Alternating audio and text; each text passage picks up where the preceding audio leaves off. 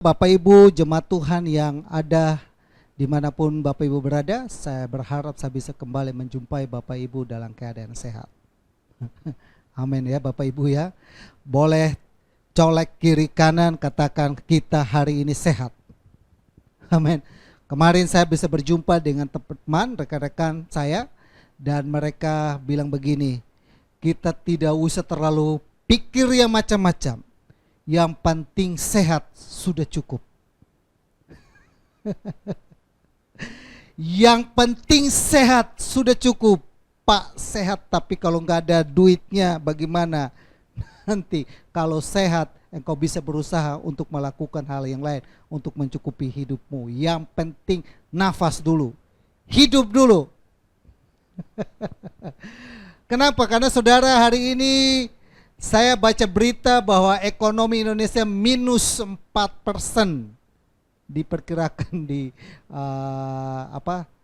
kuartal kedua. Dan banyak hal yang mungkin juga saat-saat ini saya coba pergi ke Season City. Banyak sih toko semua sudah buka sih, pengunjungnya belum ada. Yang ada adalah orang-orang yang buka toko dan yang lain. Tempat-tempat lain juga sama. Di mall-mall yang lain juga sama. Dalam perjalanan menuju ke Jakarta saya juga masih temukan belum begitu normal.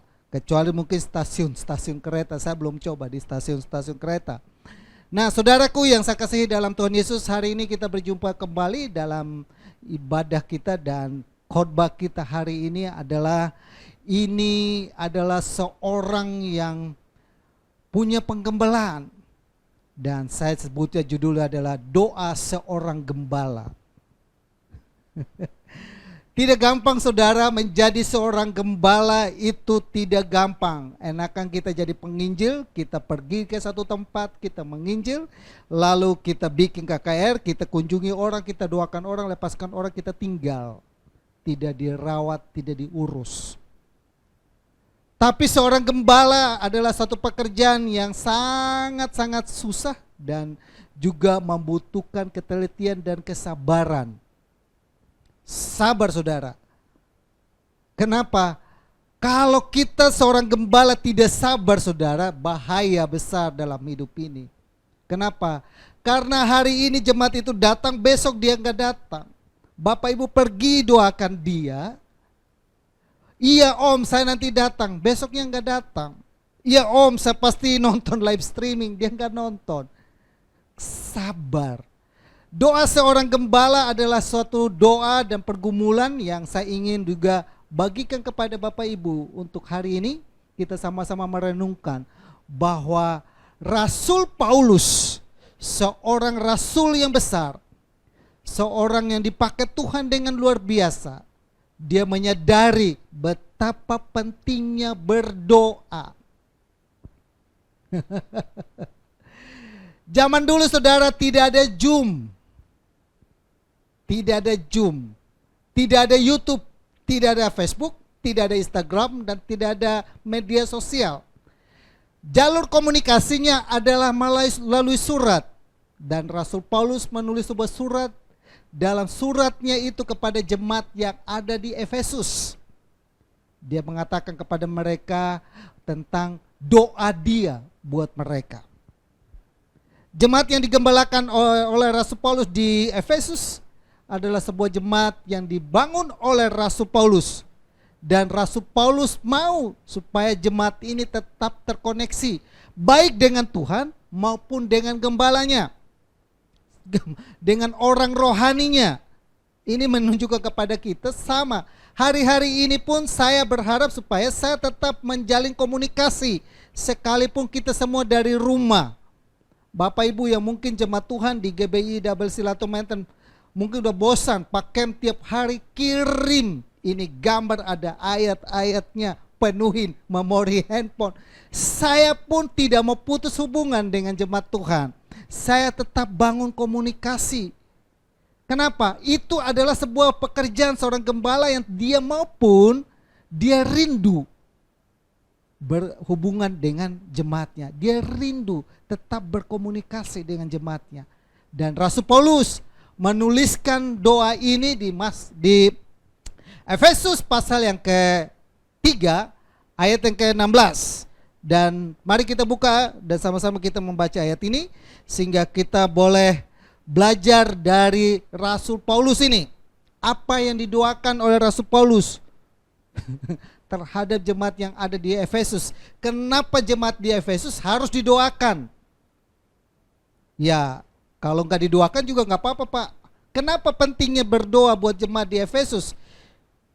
Buat jemaat mungkin tidak apa-apa, tapi Rasul Paulus sadar akan peperangan kita. Peperangan kita, Rasul Paulus berkata bahwa bukan melawan darah dan daging, tapi melawan roh-roh dan penguasa-penguasa di udara yang tidak kelihatan. Roh-roh dan penguasa di udara yang saat ini tidak kelihatan adalah virus corona. Tidak kelihatan tapi bisa memberikan efek dan dampak. Bapak Ibu jangan coba-coba bilang saya kebal terhadap virus corona. Saya sudah doa jadi virus corona tidak sampai. Coba-coba saudara. Nanti kalau sudah kena, nah baru. Tidak kelihatan tapi berbahaya. Nah saudaraku, dalam dunia roh, Rasul Paulus melihat itu dan merasakan itu. Dan dia ingin mendoakan jemaatnya. Jemaat Efesus. Kita baca di Efesus pasal yang kedua, pasal yang ketiga, ayat yang ke-16. Ya, Efesus pasal yang saya mohon untuk Bapak Ibu boleh bersabar dengan saya karena mata saya. Efesus pasal yang ketiga ayat yang ke-16.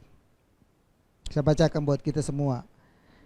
Ya, kita baca di perikopnya di ayat yang ke-14. Saya ulangi. Mulai dari perikopnya. Doa Paulus. Ya, doa Paulus. Seorang rasul, seorang gembala, seorang penatua, seorang yang diurapi Tuhan, yang dipakai Tuhan, dan seorang pendiri jemaat yang ada di Efesus. Dia berdoa seperti ini. Itulah sebabnya aku sujud kepada Bapa, yang daripadanya semua turunan yang di dalam surga dan di atas bumi menerima namanya.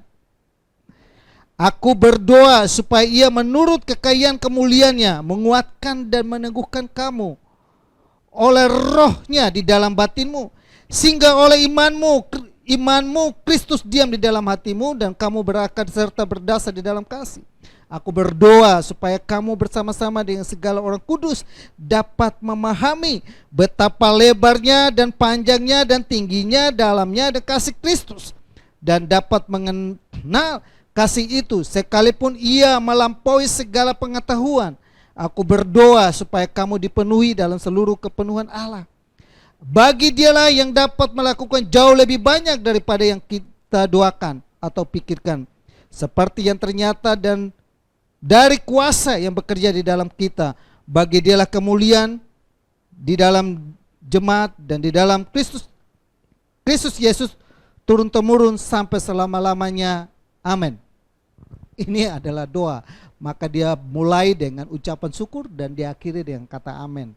Bapak Ibu kalau berdoa harus awali dengan ucapan syukur dan harus juga amin. Doa juga harus diminta, Alkitab bilang minta dalam nama Yesus. Jangan minta dalam nama bapak gua, salah juga. Doa pun harus minta dalam nama Yesus. Jadi saudara harus diselesaikan kata amin. Gak boleh enggak. Amin artinya Anda yakin terhadap apa yang Anda doakan. Anda percaya bahwa apa yang Anda doakan Anda terima. Itu amin. Ya, hari ini kita belajar.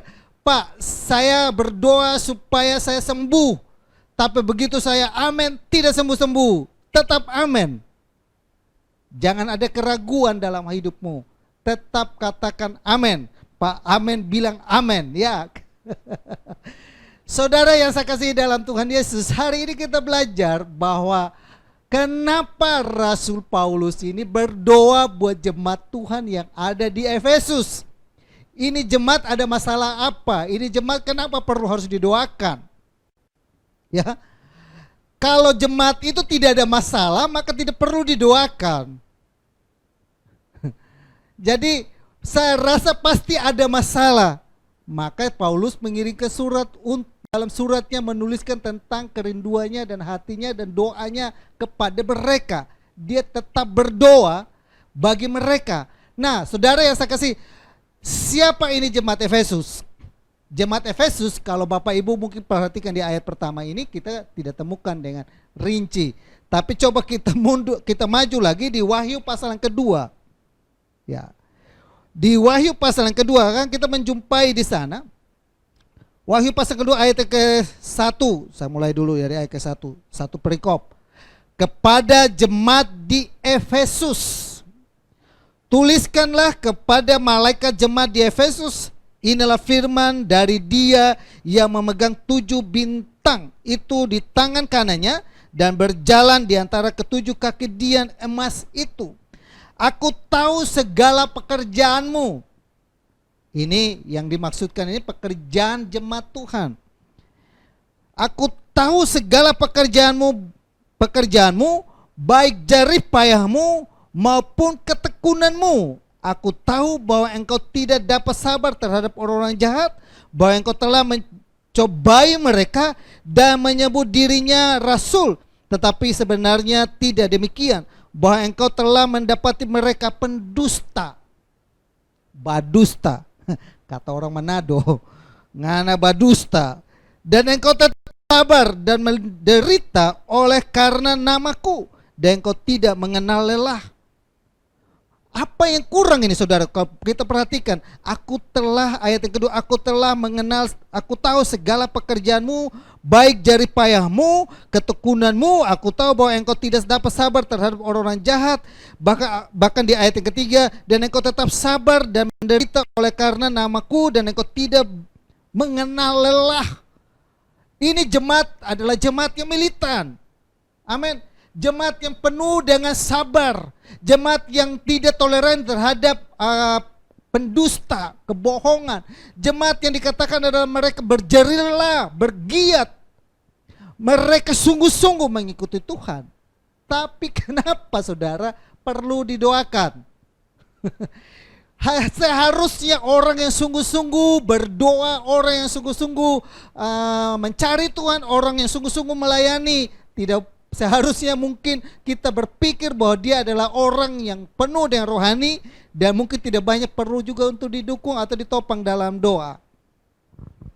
Ada orang yang saudara pernah kita berkata begini sama dia, Pak, kami akan mendukung Bapak dalam doa. Saya tidak perlu didukung dalam doa. Adapun kalian saya dukung dalam doa. Adapun kalian saya dukung. Nah, ada orang yang mungkin dia merasa bahwa dia sudah hebat, dia sudah suci, dia sudah melakukan banyak hal dalam pekerjaan Tuhan dan lain sebagainya, sehingga dia tidak membutuhkan dukungan. Rasul Paulus ini menyadari bahwa jemaat ini perlu didukung dalam doa. Nah, saudara, maka di jemaat di Efesus ini kenapa mereka dan engkau tetap sabar dan menderita oleh karena namaku, dan engkau tidak mengenal lelah. Gak ada capeknya saudara dalam mengikut Tuhan. Kadang-kala kita masih bisa capek mengikut Tuhan. Beribadah live streaming kita masih katakan capek. Beribadah nonton sudah di karantina kurang lebih 6 bulan, kita katakan kita sudah capek, lelah di rumah. Kita keluar tertular corona, bawa masuk ke gereja, semua gereja kena. Hari ini saya kenapa menghindari, Bapak Ibu perhatikan, sekarang klaster-klasternya sudah mulai ada di kantor-kantor. Klaster-klasternya sudah ada di tempat-tempat yang terbuka untuk kegiatan seperti biasa. Kerja, belajar. Untung saya masih di Tangerang, sekolahnya belum mulai, masih virtual. Lalu ayat yang keempat, namun demikian aku mencela engkau karena engkau telah meninggalkan kasihmu yang semula-mula. Mereka dicela, mereka tidak masuk dalam hitungannya Tuhan. Kenapa? Karena mereka telah meninggalkan kasihnya yang mula-mula. Kasih mula-mula adalah kasih di mana seseorang pertama kali begitu dia jatuh cinta kepada Tuhan, begitu dia mengenal Tuhan, begitu dia mengenal kebaikan Tuhan, apinya, rohnya, semangatnya, kehidupannya, motivasinya, semuanya itu adalah murni di hadapan Tuhan. Mereka tidak ada lagi untuk mencari kepentingan, tidak ada lagi cari popularitas, tidak akan mencari pembenaran diri, tapi mereka kasih mula-mula kasih yang murni benar-benar di hadapan Tuhan. Mereka melakukan karena melihat kepada Yesus. Mereka melakukan karena Yesus begitu baik kepada mereka. Namun, saudara, perhatikan, kenapa mereka dicela? Karena mereka telah meninggalkan kasih yang mula-mula. Kasih yang mula-mula itu ada terus dalam kehidupan mereka, namun mereka melupakan apa yang membuat mereka sampai mereka meninggalkan kasih yang mula-mula. Bapak Ibu perhatikan di Wahyu pasal yang kedua ini kita akan baca. Tetapi ayat kelima. Sebab itu ingatlah betapa dalam yang kau telah jatuh. Bertobatlah dan lakukanlah lagi apa yang semula engkau lakukan. Jika tidak demikian, aku akan datang kepadamu dan aku akan mengambil kaki Dian dari tempatnya jika engkau tidak bertobat. Mereka meninggalkan kasih yang mula-mula dan dianjurkan untuk mereka bertobat kembali kepada kasih yang mula-mula. Kalau tidak demikian, kaki Diannya akan diangkat. Tetapi ini yang ada padamu, yaitu engkau membenci segala perbuatan pengikut-pengikut Nikolaus yang juga kubenci. Siapa bertelinga hendaklah mendengarkan apa yang dikatakan Roh kepada jemaat-jemaat.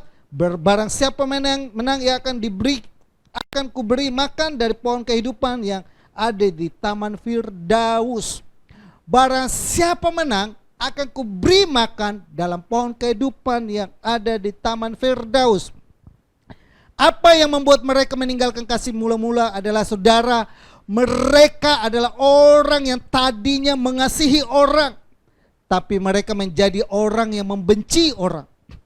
Mereka bukan saja membenci kelakuannya, tapi mereka sudah membenci kepada pribadinya.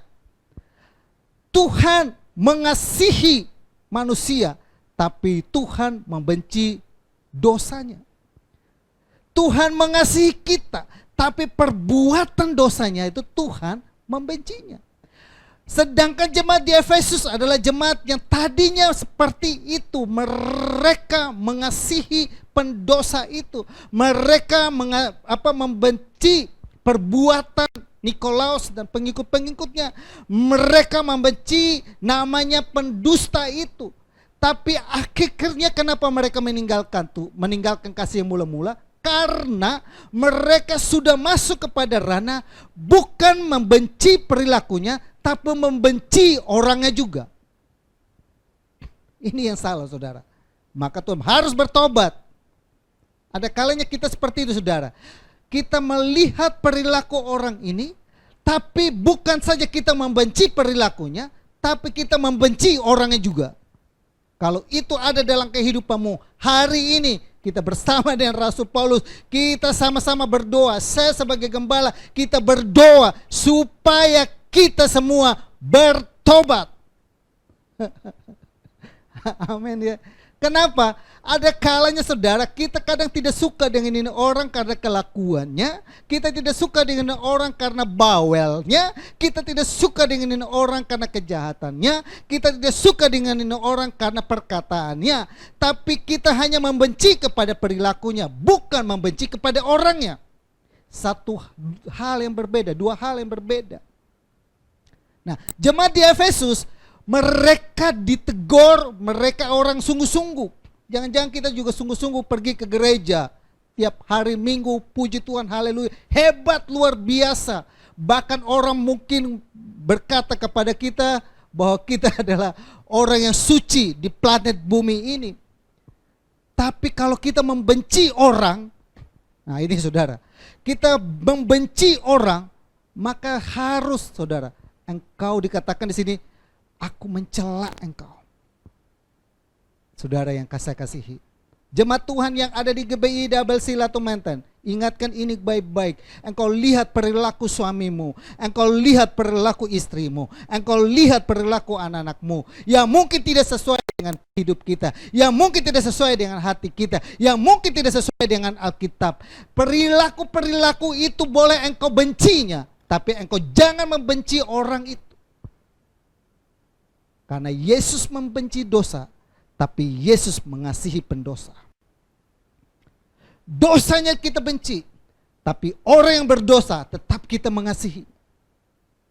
Inilah kuncinya saudara. Saya berdoa bersama dengan Rasul Paulus, kita berdoa bersama-sama supaya kita itu benar-benar mengasihi orang. Sekalipun perilakunya benar tidak baik, tapi kita tetap mengasihi dia.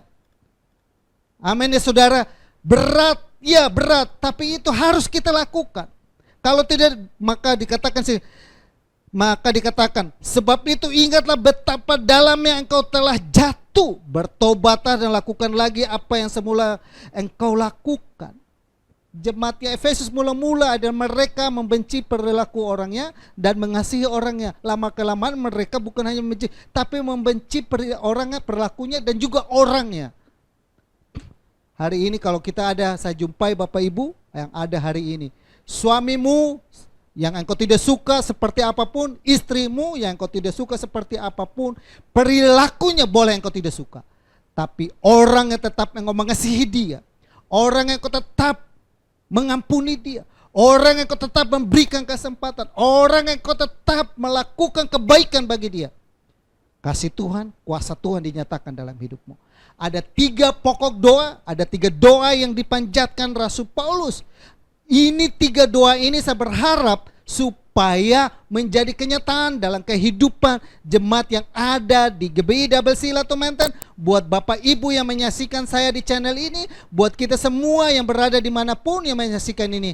Ada 3 pokok doa yang seorang gembala saat-saat ini didoakan.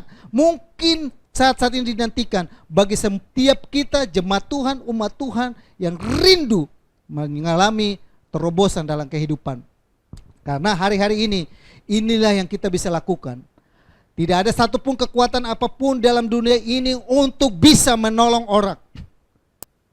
Bapak Ibu punya kekuatan, punya keuangan yang luar biasa. Tapi Bapak Ibu tidak bisa membeli nyawa Bapak Ibu. Kalau virus corona sudah datang kepada Bapak Ibu dan hari ini Tuhan cabut nyawamu, engkau akan kemana hidupmu? Selain engkau berserah penuh kepada Tuhan. Kekuatan kita, kekuatan orang Kristen, kekuatan orang yang percaya kepada Tuhan terletak di dalam doanya. Amin. Kekuatan orang Kristen adalah terletak di dalam doanya. Kenapa? Doa bisa menutup mulut singa. Doa bisa membuat kita berada di surga sekalipun saat ini kita berada di neraka, seperti Sadrak, Mesak dan Abednego. Mereka ada dibuang ke dalam dapur api tapi tidak terbakar. Kenapa? Karena ada doa. Daniel dibuang ke dalam gua singa, tapi singa tidak bisa makan dia. Kenapa? Karena doa Daniel. Yusuf menjadi Perdana Menteri di Mesir. Kenapa? Karena hubungan dia dengan Tuhan, doa. Dan saudaraku yang saya kasih dalam Tuhan Yesus, jemaat Tuhan di GBI Double C Latu Menten, kita kembali kepada dasar daripada kekristenan kita, doa. Amin.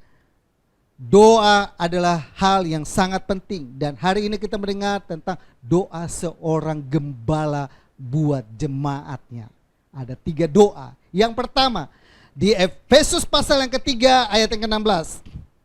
Bapak Ibu boleh bersabar dengan saya karena ada sedikit kendala dengan mata saya karena fakta sudah melanda saya. Dulu saya berpikir tidak melanda, sekarang sudah mulai melanda. Saya baca harus seperti ini, saya baca juga harus seperti ini. Mesti pakai kacamata. Saya nggak bayangkan kalau saya pakai kacamata seperti apa. Tambah cakapkah atau tambah bercanda sedikit saudara ya.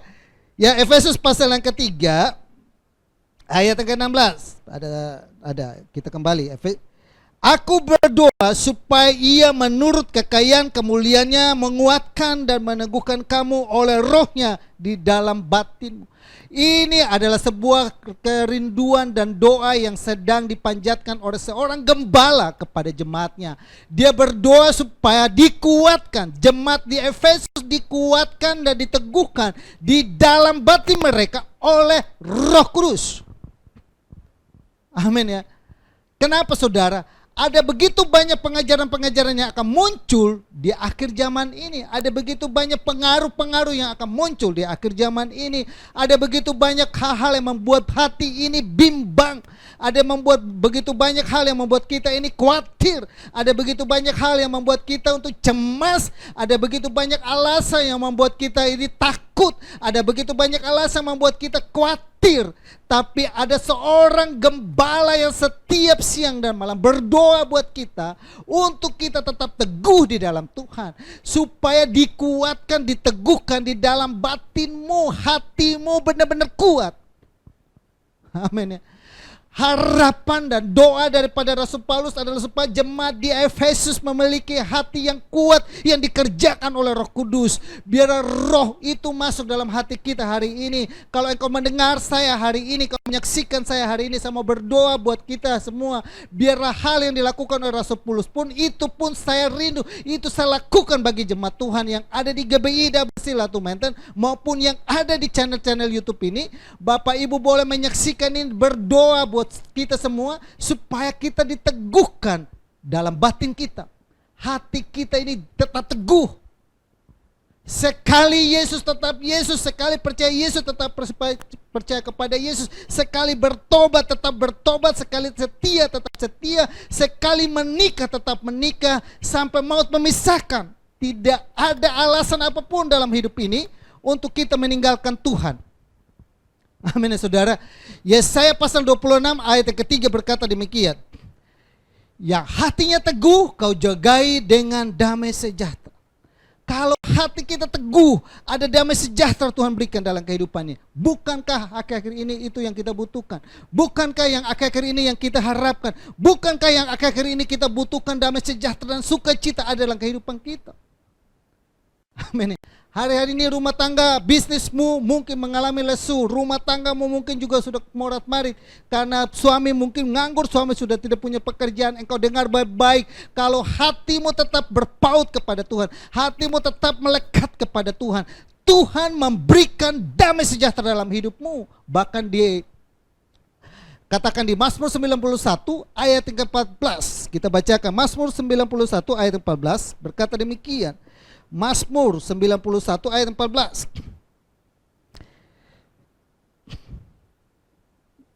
Ya, Mazmur pasal ke-91 ayat yang ke-14.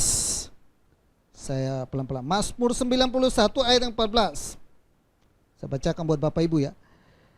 Mazmur 91 ayat ke ya. Mazmur 91 ayat ke-14 kebalik. Sungguh hatinya melekat kepadaku, maka aku akan meluputkannya, aku akan membentenginya sebab ia mengenal namaku. Sungguh aku akan membentenginya, aku meluputkannya. Bukan saja damai sejahtera kita dapatkan, bukan saja sukacita yang kita dapatkan, tapi kita dibentengi oleh Tuhan. Kita diluputkan oleh Tuhan dari wabah virus corona, dari setiap apapun yang sedang dihadapkan oleh pada kita dalam pergumulan ini. Kita dibentengi, kita dijaga dengan luar biasa. Hidup kita dipagari Tuhan luar biasa. Kenapa? Setiap saat kita bersekutu dengan Tuhan, ada orang-orang berdoa buat kita juga supaya kita kokoh di dalam Tuhan. Sebagai gembala ini satu tanggung jawab yang berat, tapi kita ngambil bagian itu untuk menopang seluruh sidang jemaat Tuhan, supaya Tuhan membentengi mereka, Tuhan menjagai mereka, Tuhan membuat hati mereka teguh, Tuhan membuat mereka tetap setia kepada Tuhan, Tuhan tetap menjaga mereka supaya imannya tidak gugur dalam hidup ini. Amin ya saudara. Pakai lagi semangat kita. Kenapa saudaraku? Ini adalah jemaat yang ada di Efesus yang tadinya mereka sudah tinggalkan kasih yang mula-mula mereka didoakan supaya hatinya teguh kembali. Mereka dibentengi dari rasa benci, mereka dibentengi dari rasa dendam, mereka dibentengi dari rasa kekecewaan, kepahitan. Ya, saudara yang saya kasih dalam Tuhan Yesus, di ayat yang ke-17, tujuan daripada doanya ada di ayat yang ke-17 kita kembali lagi di Efesus pasal yang ketiga ayat 17. Saya pelan-pelan ya Bapak Ibu ya, saya Efesus pasal yang ketiga, 3 ayat yang ke-17. Berkata demikian, sehingga oleh imanmu Kristus diam di dalam hatimu dan kamu berakar serta berdasar di dalam kasih. Ini saudara, Rasul Paulus supaya kamu dikuatkan dan diteguhkan dalam batinmu adalah tujuannya adalah di ayat 17 adalah sehingga oleh imanmu Kristus diam di dalam hatimu dan kamu berakar. Amin. Kita sudah berakar, benar-benar berakar dan kuat. Angin badai sekencang-kencang apapun dalam kehidupan ini sedang melanda kita, meniup kita, mau menjatuhkan kita, menggugurkan kita, tidak akan gugur. Kenapa? Karena setiap saat ada orang yang berseru dan berdoa dan kasih Tuhan itu tercurah dalam hatimu, membuat engkau teguh, membuat engkau tetap kuat, membuat engkau tetap semangat dalam kehidupan ini. Yang kedua, kita cepat karena saking semangat nanti gak lupa. Yang kedua di ayat ke-18, aku berdoa, ini pokok doa yang kedua, aku berdoa supaya kamu bersama-sama dengan segala orang kudus dapat memahami betapa lebarnya dan panjangnya dan tingginya dan dalamnya kasih Kristus.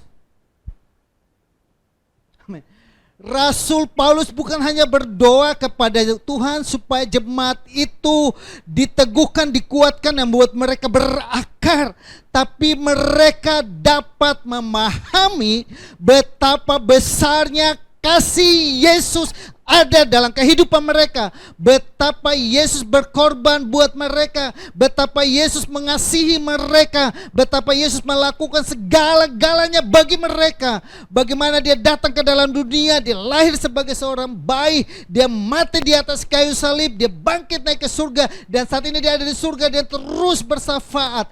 Kasih Tuhan itu panjang dan lebar dan tingginya luar biasa bagi kehidupan jemaat Tuhan.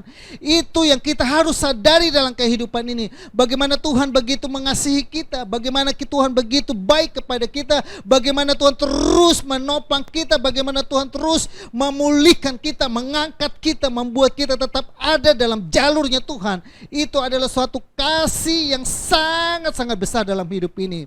Yohanes berkata, karena begitu besar kasih Allah akan dunia ini, sehingga ia mengaruniakan anaknya yang tunggal, supaya barang siapa yang percaya kepada dia tidak binasa, melainkan beroleh hidup yang kekal. Amin ya saudara. Kita memahami itu, bahwa kasih Tuhan, pengorbanan Tuhan itu luar biasa bagi kita.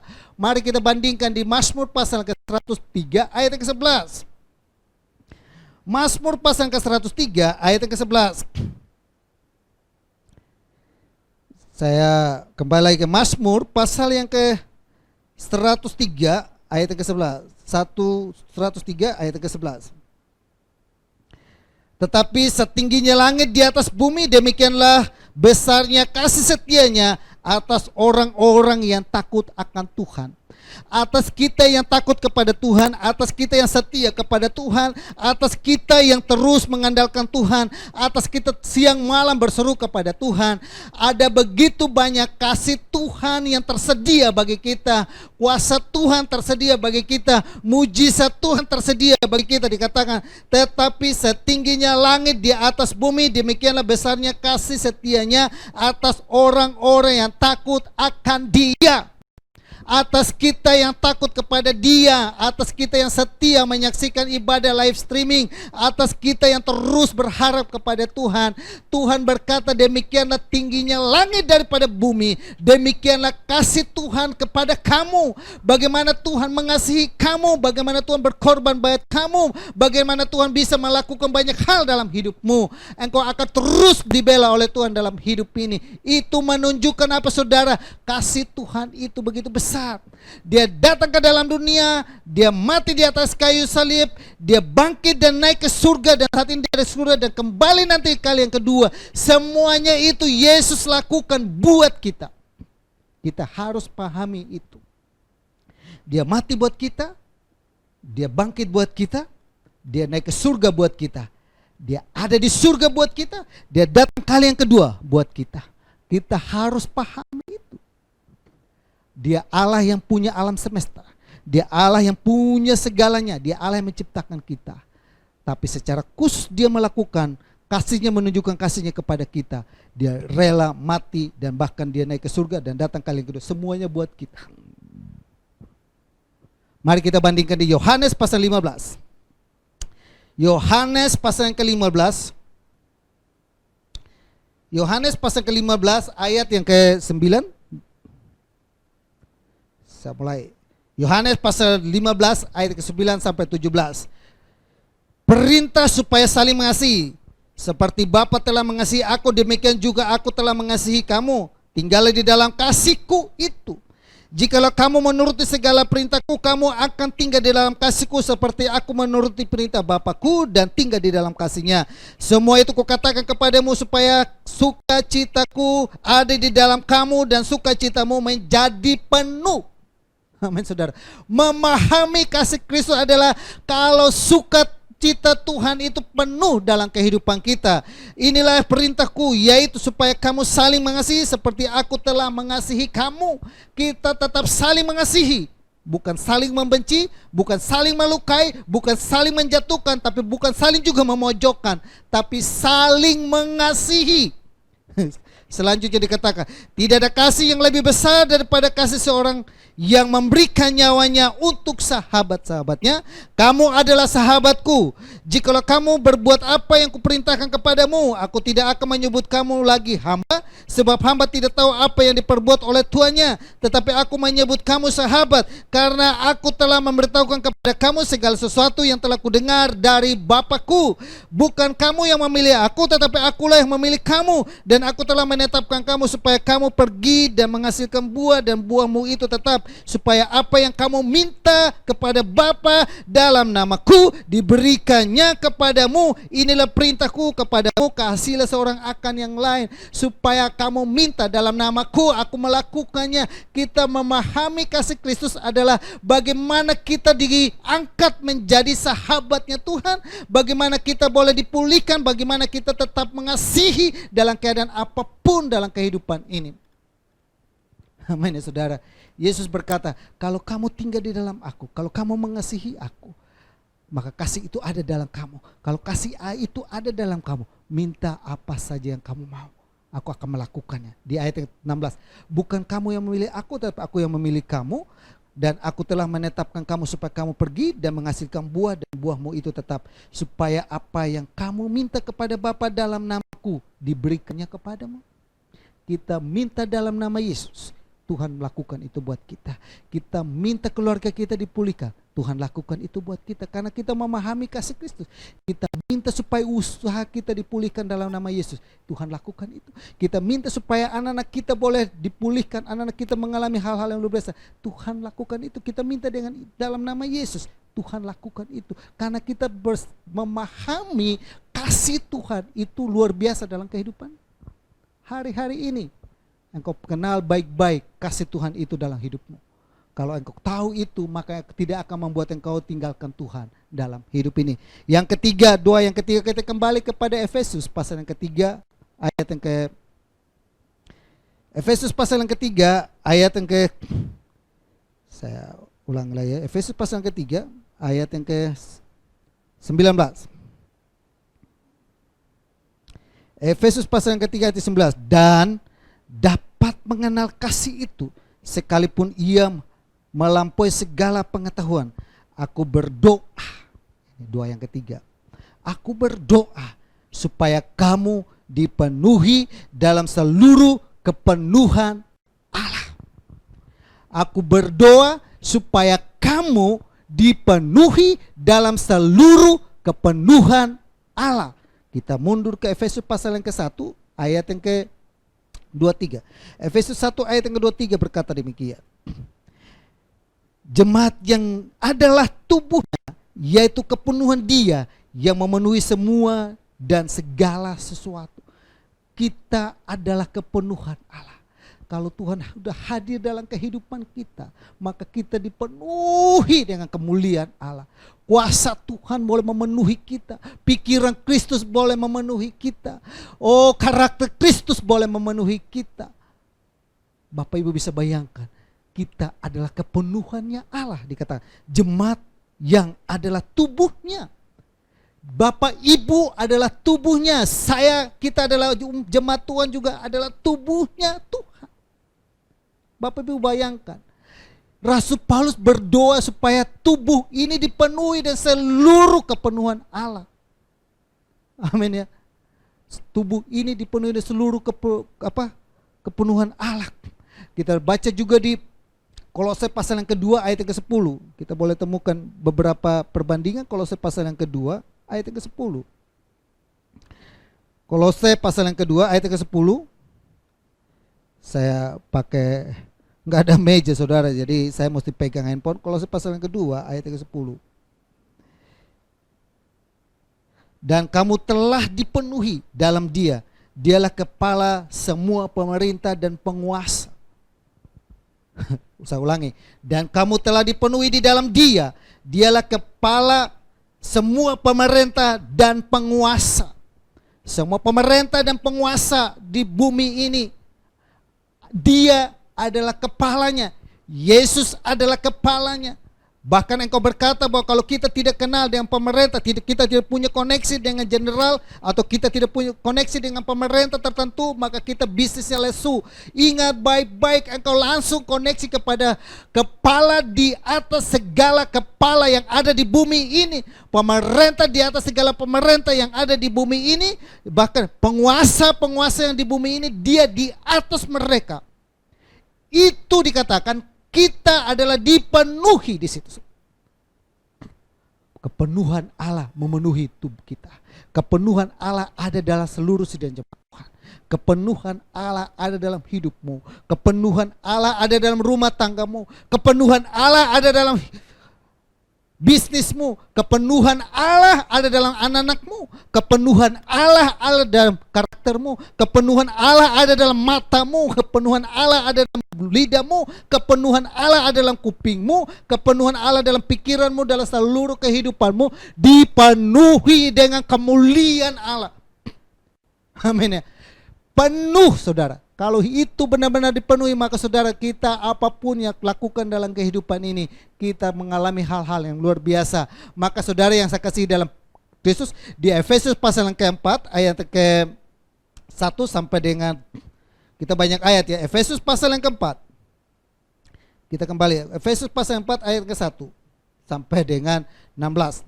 Sebab itu aku menasihati kamu, aku orang yang dipenjarakan karena Tuhan, supaya hidupmu sebagai orang yang telah dipanggil kepada keberpadanan dengan panggilan itu, hendaklah kamu selalu rendah hati, lemah lembut dan sabar. Tunjukkanlah kasihmu dalam hal saling membantu, dan berusaha memelihara kesatuan roh oleh ikatan damai sejahtera, satu tubuh dan satu roh, sebagaimana kamu telah dipanggil kepada satu pengharapan yang terkandung dalam panggilanmu. Satu Tuhan, satu iman, satu baptisan, satu Allah dan satu Bapa dari semua Allah yang di atas semua dan semua, oleh semua dan di dalam semua. Tetapi kepada kita masing-masing telah dianugerahkan kasih karunia menurut ukuran pemberian Kristus.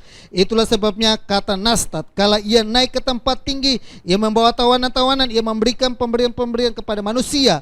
Bukankah Ia telah naik? Berarti bahwa Ia juga telah turun ke bagian bumi yang paling bawah. Yang telah turun Ia telah naik jauh lebih tinggi daripada semua langit, untuk memunahkan segala sesuatu, dan ialah yang memberikan baik rasul-rasul maupun nabi-nabi, baik pemberita-pemberita Injil maupun gembala-gembala, baik pengajar dan pengajar-pengajar, untuk memperlengkapi orang-orang kudus bagi pekerjaan pelayanan, bagi pembangunan tubuh Kristus, sampai kita semua telah mencapai kesatuan iman dan pengetahuan yang benar tentang anak Allah, kedewasaan penuh dan tingkat pertumbuhan sesuai dengan kepenuhan Kristus, sehingga kita bukan lagi anak-anak yang diombang-ambingkan oleh rupa-rupa angin pengajaran, oleh permainan palsu manusia, dalam kelicikan, mereka yang menyesatkan, tetapi dengan teguh berpegang kepada kebenaran di dalam kasih, kita bertumbuh dalam segala hal ke arah Dia, Kristus yang adalah kepala, dan daripadanya lah seluruh tubuh yang rapi tersusun dari diikat menjadi satu utuh pelayanan semua bagiannya sesuai dengan kata pekerjaan tiap-tiap anggota menerima pertumbuhan dan pembangunan dirinya dalam kasih. Saudara, kita bisa bayangkan kalau kita mau dipenuhi dengan kepenuhan Allah, maka tubuh ini, saudara, seluruh tubuh ini dipimpin dan dikendalikan oleh hadirat Tuhan, dipimpin dan dikendalikan oleh Tuhan Yesus dari tempat yang maha tinggi, dipimpin dan membuat kita menjadi pribadi-pribadi yang dalam hidup ini terus mengandalkan Tuhan, tetap kuat, tetap kokoh. Amin ya. Nah, saudara yang saya kasihi dalam Tuhan Yesus, sampai kepada tingkat kedewasaan rohani yang diinginkan oleh Tuhan. Kiranya inilah menjadi renungan bagi kita bersama. 3 pokok doa ini menjadi ingatkan kepada kita. Kita berdoa bersama-sama supaya kita dikuatkan dan diteguhkan dalam batin kita, supaya kita memahami kasih Kristus, dan supaya kita dipenuhi dalam seluruh kepenuhan Allah. Hadirat Allah, kemuliaan Allah dipenuhi seluruhnya dalam kehidupan kita. Tutur kata kita, pikiran kita, semua diliputi oleh kuasa Tuhan. Mari kita tundukkan kepala dan kita berdoa. Kami bersyukur Bapa buat hari ini, Tuhan sudah begitu baik kepada kami. Kasih-Mu, pengorbanan-Mu. Hari ini kami belajar tentang bagaimana doa seorang gembala. Biarlah hal ini menjadi kenyataan dalam kehidupan kami. Biarlah kami sebagai umat Tuhan, kami boleh dipenuhi oleh kemuliaan-Mu. Kami dikuatkan, kami diteguhkan dalam batin kami. Buat hati ini tetap teguh kepadamu Bapa. Buat kami untuk betapa memahami besar dan kasih-Mu kepada kami. Meteraikan firman-Mu dalam kehidupan kami. Ajari kami bukan sekedar menjadi pendengar, menjadi lakukannya. Dalam nama Tuhan Yesus. Haleluya. Amin. Saudaraku yang saya kasihi dalam Tuhan Yesus, pengumuman gereja adalah kita minggu depan masih tetap ibadah live streaming. Dan mungkin juga di bulan Agustus saya masih tetap juga memilih untuk melakukan live streaming. Sampai saya memastikan juga untuk benar-benar wabah ini hari lepas hari menurun sampai benar-benar terkendali dengan maksimal dalam kota Jakarta ini. Dan buat Bapak Ibu yang mau mensupport kami, mendukung kami dalam persembahan, Bapak Ibu bisa memperoleh di running text yang ada. Dan juga kita akan jumpa kembali dalam ibadah live streaming minggu depan yang akan juga dilayani oleh Pendeta Nathan Jurnawan. Saya minta dia isi lagi di minggu depan. Itu saja pengumuman dari gereja. Dan kita akan akhiri ibadah kita dengan doa. Dan mari Bapak Ibu kita satu hati dalam doa. Bapa kami dalam surga, dalam nama Tuhan Yesus kami bersyukur Bapa, dan kami terima kasih buat kebaikan Tuhan dalam kehidupan ini. Dan saatnya kami akan mengakhiri ibadah live streaming kami hari ini. Kami mohon Tuhan anugerah-Mu, berkat-Mu turun dalam kehidupan kami.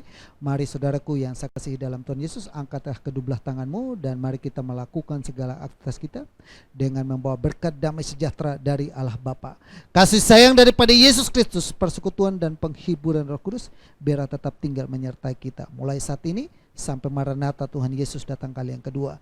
Tuhan Yesus memperhadapkan wajahnya kepada engkau. Tuhan Yesus menyinari engkau dengan kemuliaan-Nya. Tuhan Yesus memegang engkau dengan tangan kanan yang selalu memberikan kemenangan.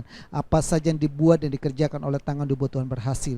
Jika Tuhan jumpai dalam hidupmu hari ini engkau mengalami sakit penyakit, Tuhan jamah dan Tuhan sembuhkan dan pulihkan engkau dalam nama Yesus. Jika hari ini Tuhan jumpai dalam hidupmu engkau ada dalam keadaan yang bergumul untuk masalah dalam rumah tanggamu, Tuhan pulihkan itu dalam nama Yesus. Jika hari ini Tuhan jumpai engkau dalam masalah yang engkau bergumul dalam pekerjaanmu, Tuhan nyatakan kuasa Tuhan membuka jalan bagimu dalam nama Yesus. Jika engkau bergumul dalam saat ini karena engkau bergumul dalam usahamu yang mengalami lesu bisnismu, biar Tuhan tolong, Tuhan campur tangan dan Tuhan membukakan jalan hal-hal yang baru dalam nama Yesus. Jika engkau bergumul dalam hal-hal yang lain saat ini, mau berdoa Tuhan nyatakan kuasa Tuhan bagi seluruh sidang jemaatmu yang ada di GBI Double Silatu Menten maupun yang menyaksikan kami di channel ini maupun jemaat Tuhan yang lain. Tuhan berkati kami semua. Arahkan imanmu selalu kepada Tuhan dan terimalah berkat ini dalam nama Bapa, Putra dan Kudus. Dalam nama Tuhan Yesus kami akhiri ibadah live streaming kami hari ini. Dalam nama Yesus yang diberkati sama-sama kita katakan amin. Tuhan Yesus memberkati. Salam, sampai jumpa lagi di minggu depan.